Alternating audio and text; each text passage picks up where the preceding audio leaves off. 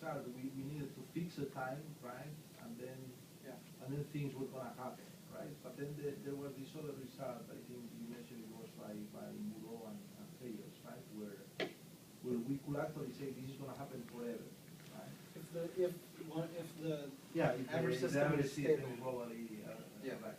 So how does that go? How does one, push the statement all the way to infinity, basically? So sort of the intuitive argument, I guess I can just use this. If you have your average system is going to 0 and sort of staying there, and you have this for some time period, some fixed time period t, and you also have this fact that your average system and your actual system for all time in t, for this time interval, they're less than some delta. So we'll call it delta. And maybe we'll put like a 2 delta here. And because you're, so you could say, okay, your actual system is doing some kind of oscillation, gets near here, but maybe it takes off. Yeah. Well, if it started to take off, you could just, this isn't exactly how to do it, this is intuitively why it works. You could, okay, as soon as you get out here, just define a new average system. But because you're on this compact set, this is maybe from like 0 to some r. With this new average system, all of that omega you chose, or the epsilon, they're the same as in the original one. And because your functions are all bounded, even as functions of time, they're all bounded, so you don't have to change your original epsilon that you chose. And so here, let's call this average system 1 you had, which was converging. Here at this new initial condition, let's say, and you're still less than delta, you have this new average system 2. When you mention new average system, what do you exactly mean? Like is the same average system, is the same system as before, but with the different initial conditions? Yeah, this is different initial condition with the same exact dynamics as the original Lie bracket average. So by new, you just mean that the initial condition. Yeah. Same. Exactly. And then again, this they satisfy this property. This converges to 0, and this stays within. And because you didn't have to choose a new epsilon, you could just do this indefinitely for these steps of length t. So why don't you just start at t instead of wait for it to go forward? I mean, you can pick as big of a t as you want. No, but I'm just, well, never mind. Oh, start right here. Yeah, I mean, it just seems like you just bootstrap your way.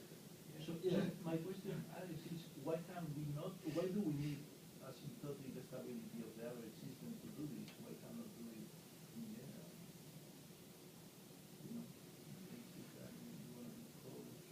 Because you're not really using asymptotic stability if you're doing it over finite time intervals, right?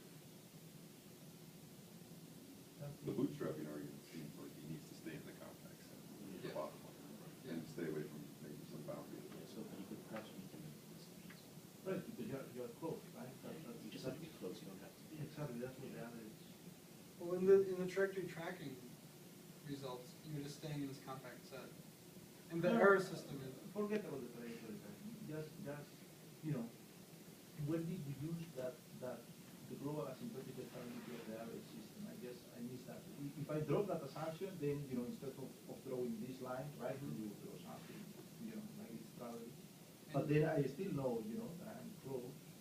And as long as you're staying within some I boundaries. see. I guess so long as I stay within the compact set. Yeah, then that epsilon can be That's what I fixed. use it. I see. Yeah. Because otherwise I could step out. Yeah, and then you have to take new epsilon. Probably still weaken it. Yeah, I'm sure. You can. Okay, and then the other question was about the B, right? There was a function B, like I guess it was a control Lyapunov function, right? But what do you require on B? Do you require something? On V? Yeah, the capital B that was inside So of just B for the Spanish. Sorry. Spanish version. In Russian it's also For the scalar case, you Yeah, just I don't remember. Yeah. really it's a function that has a minimum. In case of stabilization, you want V to have a minimum at 0. Yes. Okay. Because really you're just minimizing V. Right. So it could be x squared, But B doesn't satisfy anything with respect to your linear system. Like is it a control Lyapunov function? Is it, I mean, it ends up being, really what it is, it ends up being a control Lyapunov function, because if you take a derivative of V and it's going to we just showed, hey, here's a controller that stabilizes this. So V is the Right. control the Yeah. output. So I guess your initial assumption is that the system admits the control diagonal, right? Well, if we can think of some function Yeah. that, and then we can show in the Lie bracket averaging that we're minimizing this function. Yeah. Well, Then, then yeah, you you show- need to have a, Right. I mean, for, I guess the No, question no, no, is. this is an excellent question, but I don't think that the answer is correct, that in the general vector case, with time, linear, time-varying general vector case, you choose, what you've done is you've chosen the square of the norm. yeah. That choice, I don't believe that that's actually a control the output function. Yeah, it's not, Because if V dot is not negative definite, you go Yes. through all this other stuff to establish stability for the average system. If V were a control the output function for that system to start with, it'd be done in 2 lines. yeah. So it turns out that V in that interesting case was not a CLF. When V is a CLF, then everything is straightforward. The point is that if you have a CLF, how is it then justified to claim that the result is for a system that is unknown? How would you know? Yeah, If the system is unknown, how would you Right, know a that you CLF? have a CLF. Right, even Right. if a system is known, a CLF is so hard to find. So in this case, V is not a CLF. So what are the requirements on V in general, if they are less restrictive than let V be a CLF? Well, that's what I was saying, V just needs to be a function that, if what you want is stabilize the system, V should just be a function as a global minimum. So positive And zero. definite. Positive. And, yeah, and you don't want it to, you want to have non-zero derivative also. You don't want it to be flat away from zero. So you mean with respect to the system, right? Just with respect to if you have x dot equals a, something like Oh, no. that, and you want this v of x to have this global minimum, and you don't want it to be flat, you don't want it to be something like this. Because in the actual Lie bracket averaging, you end up getting the gradient of v is pushing you towards the origin. So non-zero gradient everywhere, Yeah. that's what you want. So, I see. And that's it? You don't need anything?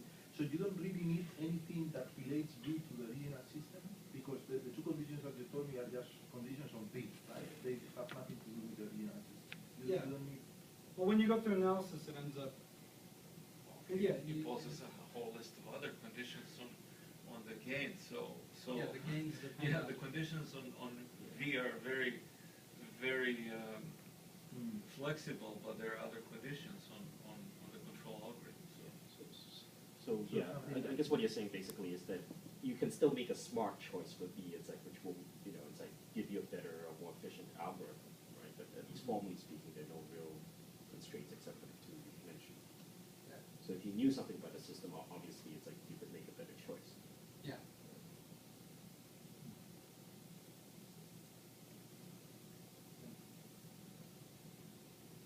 And actually, we did in the nonlinear case, I skipped over quick, we didn't just use the norm of x squared. We had x dot equals f of x, and we chose this v as something that dominated that f of x. And that let us have smaller k's and alphas. But really, in the end, you want just some non-negative derivative, and then you can choose k and alpha big enough.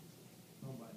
Yeah, but it's perhaps still worthwhile to talk about, if you knew something about a system, perhaps to up some bounded term.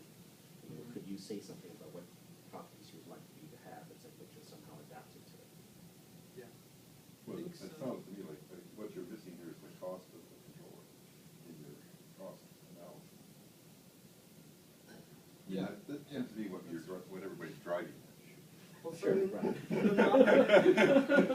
in the nonlinear case, if you have this upper bound on f, then a smarter way to pick v so that it's not way too big. We can sort of talk about it a little bit. Because you would want v to go to, you don't want to make it too big. So can you add in the cost of the controller and do an analysis that then picks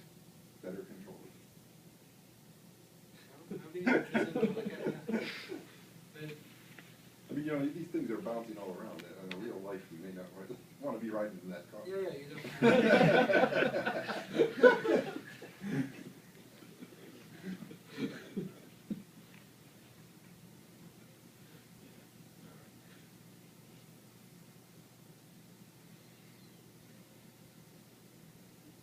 Well, so here's what one can say, that if you somehow were in the linear case, let's talk about the linear case. If you somehow knew a solution to a Riccati equation for that problem, then you could take a V of the form x transpose times t times px, and that would have, for the average system, optimality with a cost on both the state and the control. You could, in that case, but that's a completely unrealistic case, assuming that you don't know the system, but you know the solution to a Riccati equation for that system.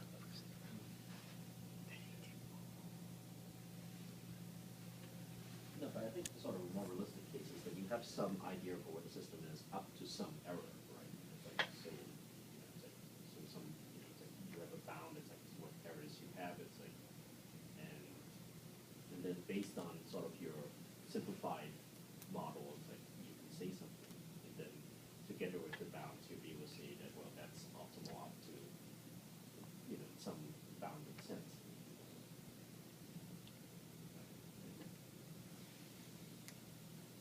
Okay, so let's free the rest of the audience.